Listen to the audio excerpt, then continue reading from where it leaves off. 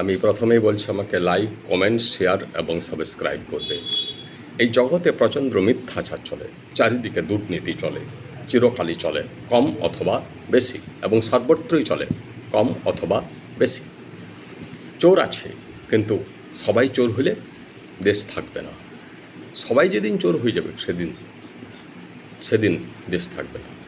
সবাই যদি দুর্নীতিবাজ করতে থাকে তাহলে দুর্নীতিবাজরাও থাকবে না, আর যারা সুনীতিবাজ, যারা মহৎ, তারাও বাঁচবে না। মানুষ বুঝতে পারে না, মানুষ ভাবে যে দুর্নীতি একটা স্বাভাবিক ব্যাপার, চলতেই পারে। কিন্তু যেহেতু সবাই দুর্নীতি করছে না, তাই দুর্নীতিবাজরাও বেঁচে যাচ্ছে। ওই জন্য বলা হয় সত্যের এত শক্তি যে সে মিথ্যাকেও শোষণ করে নেয়। সত্য মিথ্যাকেও শোষণ করে নেয়, কিন্তু মিথ্যা পারে না। মিথ্যার নিজেই দাঁড়াবার ক্ষমতা নেই।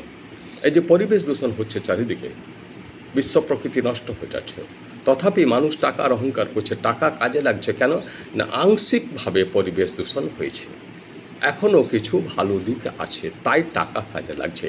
কিন্তু যেদিন পরিপূর্ণভাবে পরিবেশ দূষণ হয়ে যাবে, সমস্ত বাতাস বিষাক্ত হয়ে যাবে, সমস্ত জলাশয় দূষিত হয়ে যাবে, সেদিন মানুষ বুঝতে পারবে যে টাকা খাওয়া যায় না। সেদিন টাকা কোনো কাজে লাগবে না, আর টাকা খাওয়া যায় না। নমস্কার।